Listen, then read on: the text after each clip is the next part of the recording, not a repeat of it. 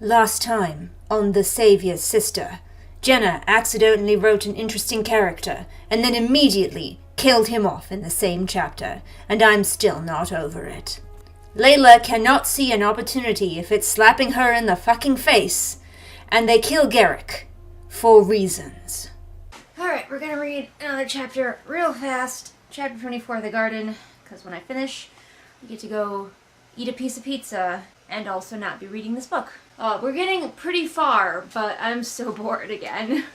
There's a brief moment where I felt very passionately, but now I'm back to bored. They hang Garrick's corpse up as like a warning to everyone. Warning of what? Like, don't try to leave the tournament, I guess, but then why did they hang it on like the gate where presumably anyone could see it? Or maybe they hung it like at an inner gate so only like the servants and stuff could see it, so it was like a message of don't disobey the sovereign or you're gonna be dead, which I feel like they already knew. It just makes me wonder even more about the culture of this world, and especially the culture of like the surrounding cities. Do the people fear the sovereign? Do they trust him? Do they think the savior's in charge?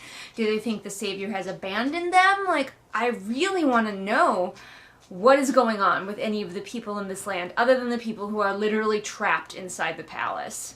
Oh, apparently they have their version of the Dark Ages. It is called, creatively enough, the Age of Darkness. Wow, I could tell that Jenna really put her thinking cap on for that one. Leila says her father's legacy is death, and I'm like, I hate to tell you this, honey, but like father, like daughter, healing a few people does not negate the killing that you have done. But yet she also wants to shame other people who murder and don't feel bad about it. Only she gets to do that. Is Delphi the sassy black friend? Because I feel like maybe she's the sassy black friend. We are reminded again that Delphi sleeps with everyone. Well, everyone who has a vagina. Ah, she has gone to seek vengeance on Wimbledon. How dare he disobey her? You have failed me for the last time. Leila keeps being mad at people for not rescuing her when her dad is abusing her.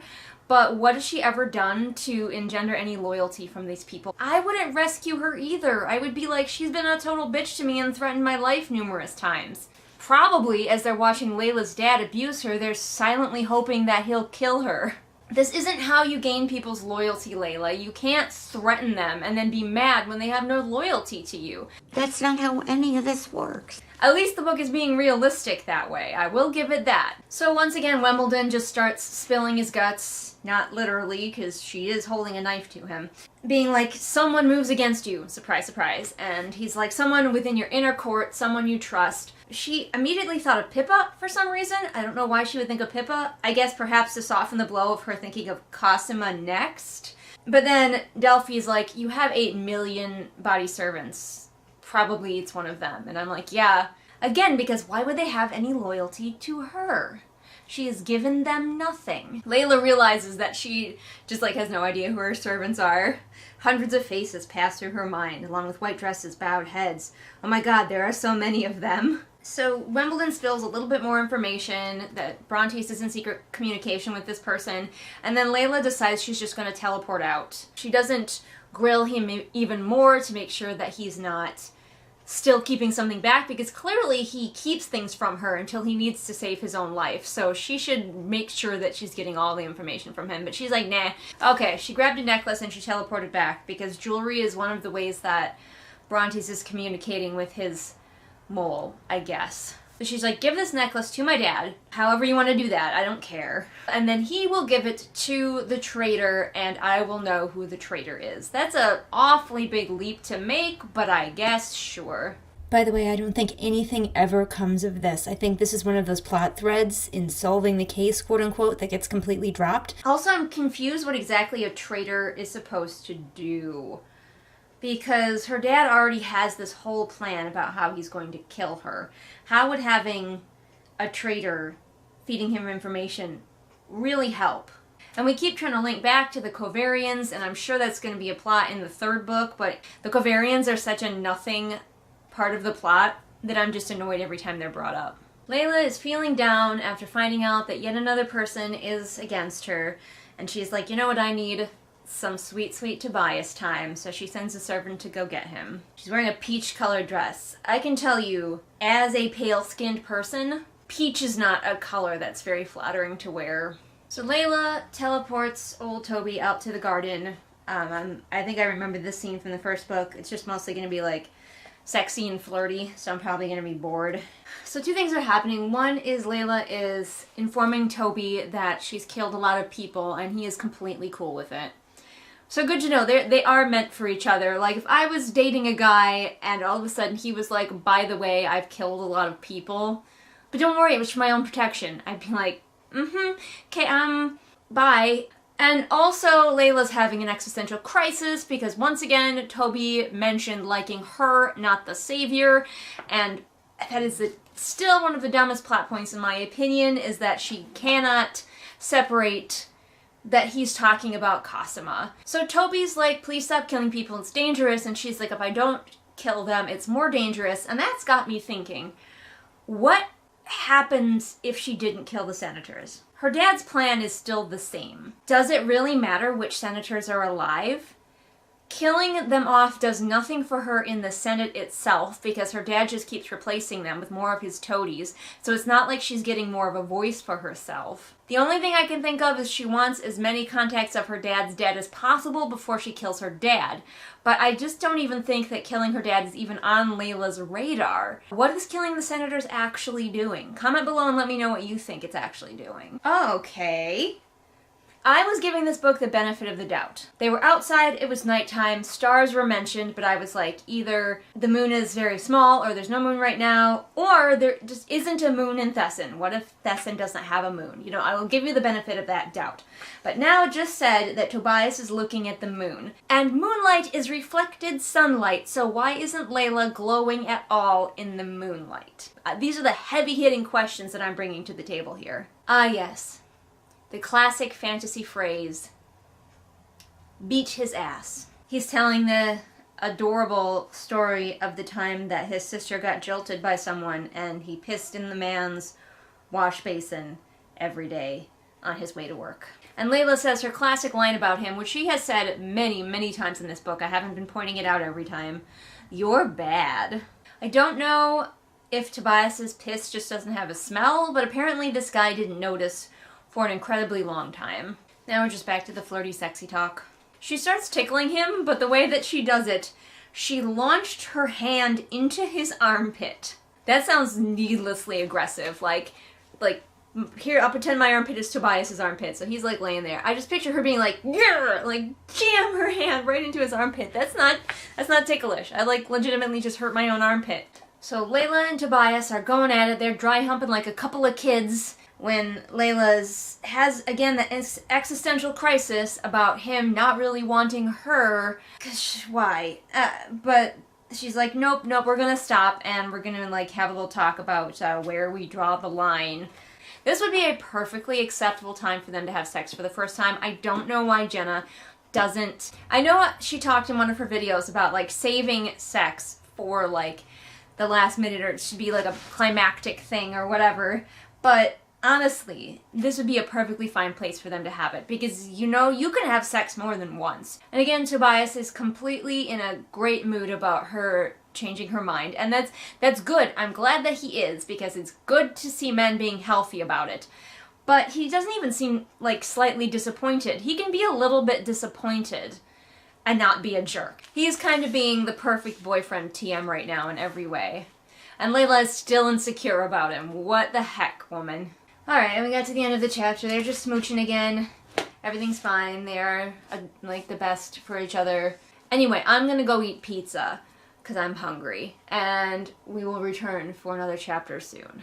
He is a fluffy boy, a big old chubby fluffy boy. Fluff, fluff, fluff, fluff. Gall has his winter coat right now, and he is so soft. He's essentially a stuffed animal. And he's also very fat. So that's where we're at here. Just full hibernation mode. Oh, Kinshu is jealous and I'm paying attention. More attention to Gall than her. Well, Kinshu, have you tried being this huggable? This, friends and family, is chapter 25, The Servants. It's been several days since I read this. Oh yeah, she and Tobias were getting it on. We're just continuing where we left off with like pages of their flirting and almost sex, and I'm not quite sure why the last chapter ended when it did and not when they get to the end of the sexy scene right here at this break. So we transition from a sexy scene where they can't have sex right into a sexy dream where they can. And this is like a lot of romancy sexy stuff, very concentrated all in one spot. I don't know, I don't read a lot of sexy romances, but maybe spread it out a little more. So of course, in the dream, as she's riding him like an expert, she's about to get an orgasm, and then the sun rises behind her, and oh no, Tobias is suddenly utterly disgusted by her and throws her off. Ugh. Gleaming bronze of his skin and the golden tips of his hair shined in the sunlight. I feel like it should be the golden tips of his hair shone in the sunlight. According to the Chicago Manual of Style online, shine. When the verb is intransitive, it means to give or make light. The past tense is shone. The stars shone dimly. When it is transitive, it means to cause to shine. The past tense is shined. The caterer shined the silver. So the flashlight shone, made or gave light, because Mary shined it, caused it to shine in front of them. Note that causing something to shine has more than one meaning. Presumably Mary didn't shine her flashlight along with her forks. So, if I am understanding this correctly, Jenna did use the wrong word. His hair shone, not shined. Anybody with more expertise on that wanna take that on in the comments? But she never uses shone, it's always shined. She wakes up, the sun is rising, they're both still laying in the garden, but she just teleports Toby back to his room. But Orion's awake, and she just teleported in front of him. She keeps getting revealed, and I think she would find it a bit easier if she instead took some people into her confidence, instead of always having to deal with, like, oopsie, someone else knows, and now I have to figure out how to bribe or threaten them into being on my side. Well, say hi to the people, Abby. Huh? Hi, people. It's me, Abby. My stupid brother keeps going in the couch and won't play with me. Stupid brother. The fact that all these guys keep figuring out that she's the savior and Tobias hasn't really doesn't make Tobias look very smart.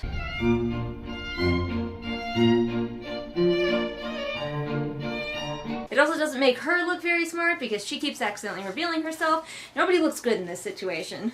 Luckily for her, Orion just doesn't give a single fuck about any of this, and so he doesn't care that she's the savior. But he does, in good form as Tobias' therapist at this point in the book, take the time to be like, Tobias is a good man, the best among us, you've chosen wisely. Orion is also reassuring her he loves you for who you are, for your soul.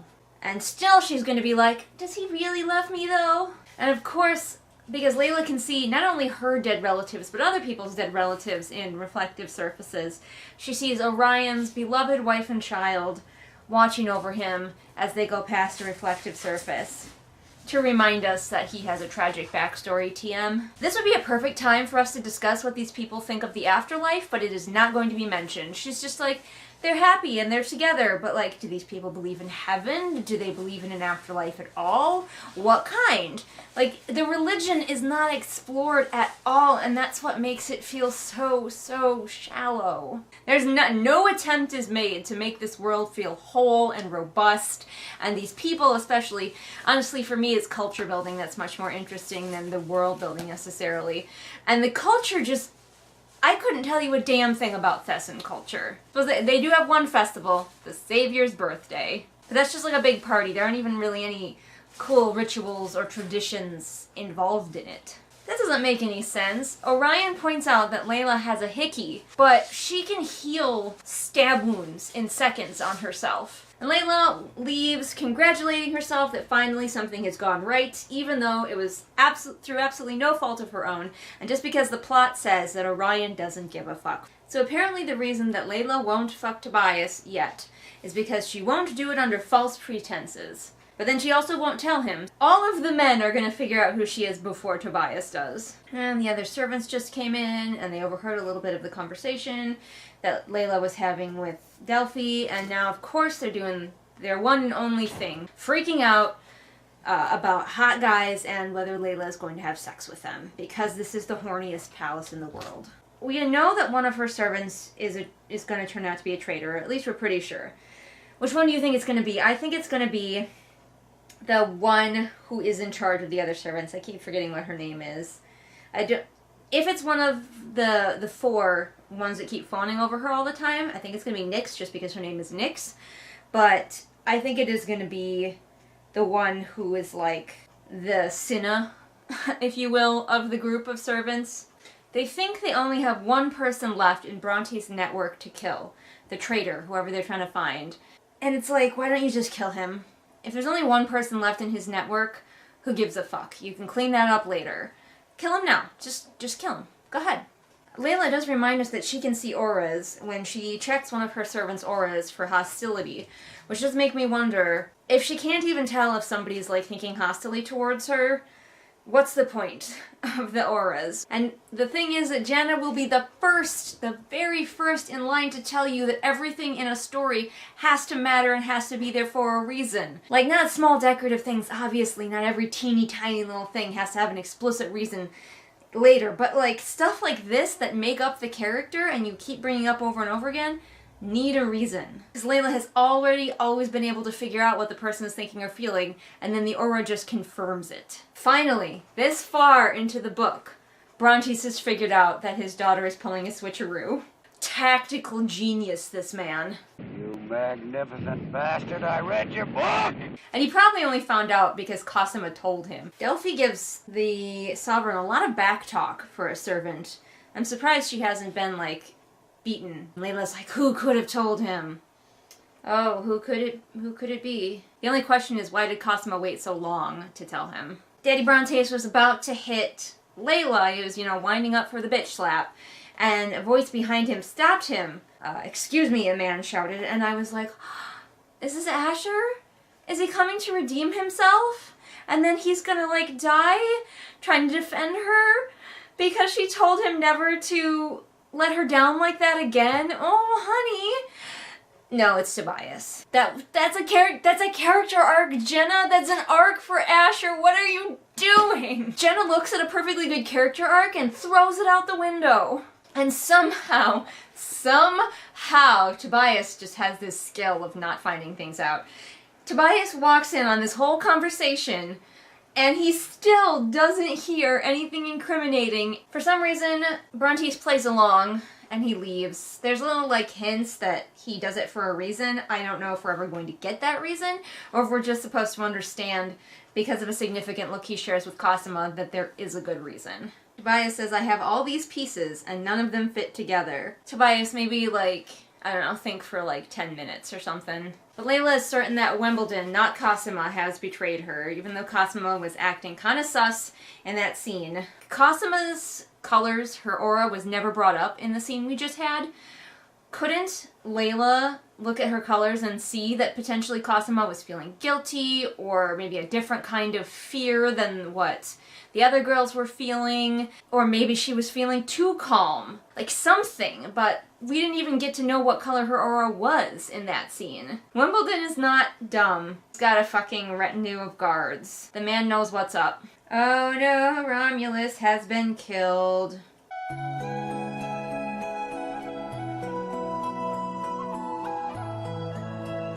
Gosh, it would sure be great if we ever got some reaction from Pippa when her grandfather / the man who had been raising her in her youth died, but we aren't going to get that. Why would we get that? That would mean another character would take the spotlight for a few seconds. But she was like, oh yeah, I should talk to Romulus about this, and she goes to his chambers, and he's been killed in a way very similar to the way that Leila kills people. He's tied to the chair, and his throat was slit. It could be her dad being like, oh, you're going to kill my people this way? Well, I'm going to kill your people this way. But poor Pippa has lost her grandfather. Leila is such a fucked up person. But Romulus is dead now. Asher should be too, but Leila decided to take that arc and just yeet it right out the window. We'll see if maybe we do get one later, but that was disappointing. Okay, that's the end of that chapter. I'm gonna go do something else now. Alright. I haven't accomplished very much today. Can't even frame the shot. But I can at least say that I read a chapter of this. Look at you guys, we're so close. We're getting so close to the end. We could have gotten the same ending with large chunks cut out from both books, but this one is even worse because it's just a rehash of the previous one with more slut-shaming. This chapter is called 26, The Storm. Ah yes, Romulus done got murdered. Asher and 2 guards have come in. Where was Asher before? On lunch or something? I don't know. Oh, when I was looking for you guys, I looked in that deli over there. But he's come in and with his guards, and they're going to forcibly take her to a Senate meeting. So this book is like not satisfied that we miss any Senate meetings. So everyone knows her secret now. Everyone knows that she had swapped, and you know, she's like, she held her head high when all the servants were staring at her or whatever. But honestly, legitimately, why would the servants care? Why would anyone care except for the people who are competing for her hand and her dad? I feel like we're just playing world-building Mad Libs now because, of course, her dad wants to get all of the other business out of the way just to fuck with her. And he's like, the sugar trade in Tragolia. And I'm like, what the fuck is a Tragolia? This is further proof that nobody leaves this palace because they're like, okay, now we'll talk about your whole switcheroo, and we've agreed, for no doubt hostile, ominous reasons, to keep your secret from the people of the realm, including the competitors. Which means that no one may leave this palace, because they would reveal that secret. So you are here until you die.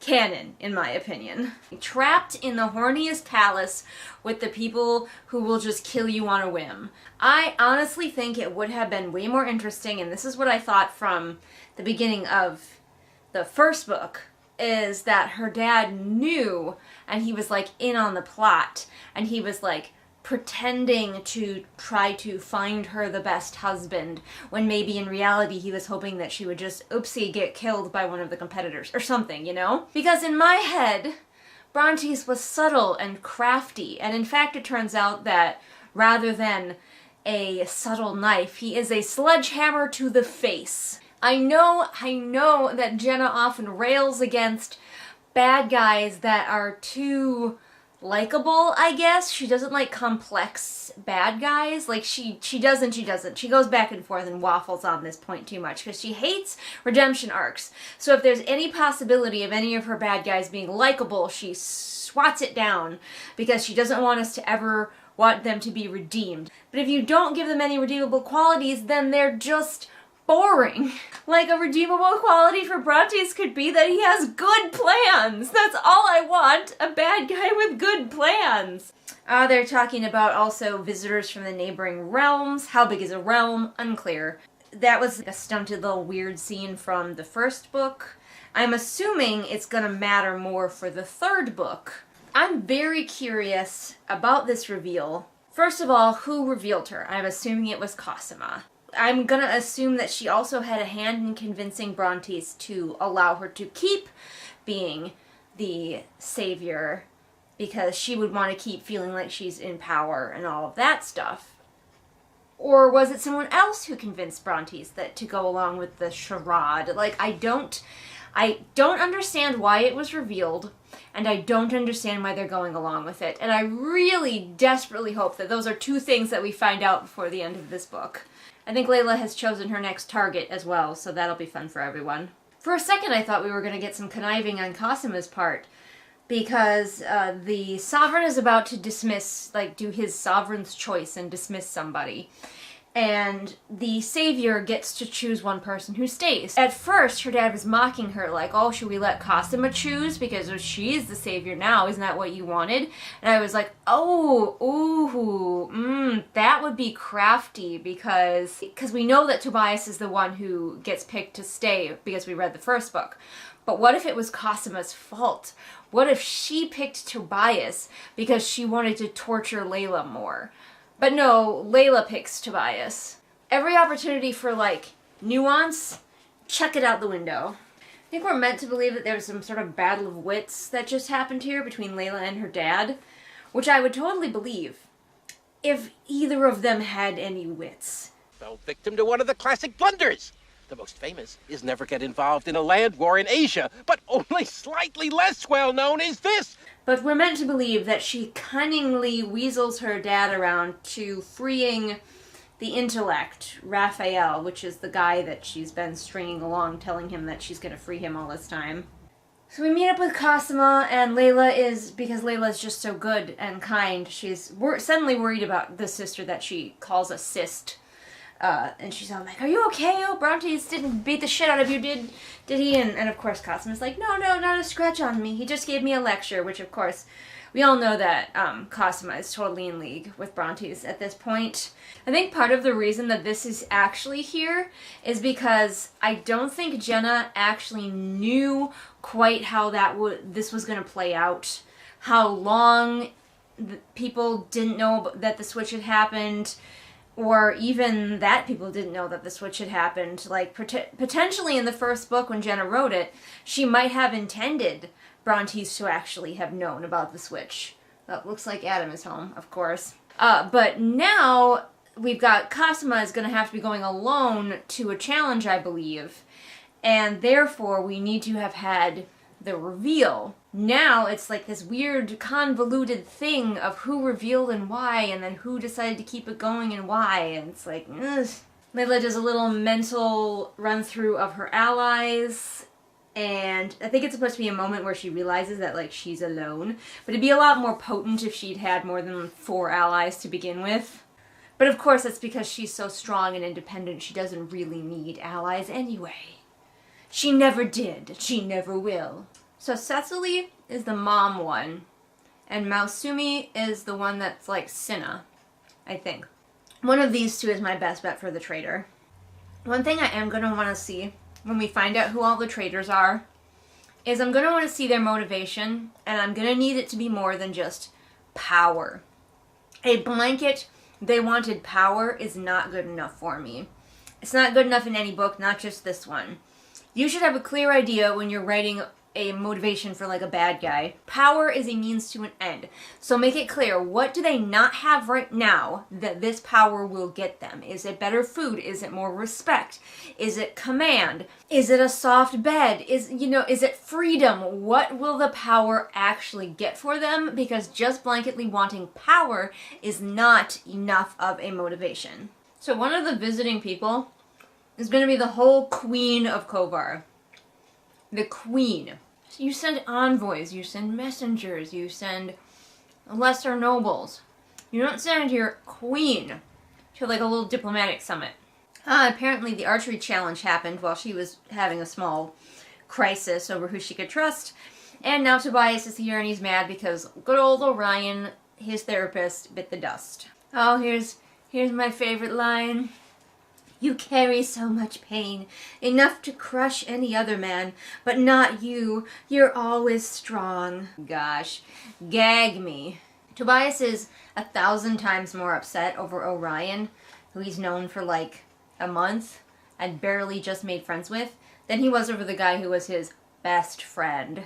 Honestly, I think Leila is really into people who are sad. I think it turns her on. I just think it does. If you don't yet have enough proof that Orion is a character who existed to serve the main character, he died by leaping in front of Tobias to save him from an arrow. So now I know that sometimes it happens. In our stories, we sometimes do have to write characters that serve a purpose in the story. You are here to do this. The key to writing is convincing your reader that that's not the case. Not letting them see behind the curtain to why this character is here, by making the character feel like a real whole person, which means you gotta put in the extra work to make them a whole person throughout the whole book.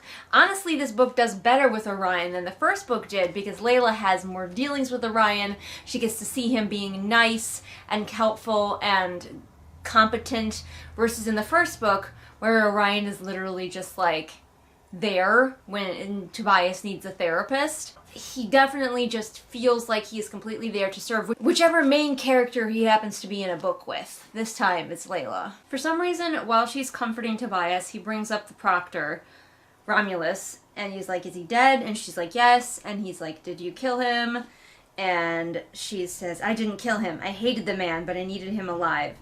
Leila, Big talk for someone who stole his child. I'm sorry, I will not get over that, but she stole a human being. She took a human being from a grandfather who clearly loved her. That is the pig challenge of this book, is Leila stealing a human being and acting like Romulus is the one being unreasonable. Do you have any idea how much I would set the world on fire if anybody stole one of my cats?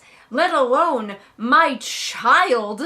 Alright, so she was gonna follow Brontes around, but Tobias is being a very sad boy, and you know she likes that in a man, so she's gonna stay and be sad with him. And we're done for tonight. Jeez Louise, everyone. Why am I so mad? I guess because I'm so bored. Anyway, remember all, I'm reading this book, so it can't hurt you. See you next time. Well, the weather here in Wisconsin is nice and cold, but here on the channel, the patrons keep us warm.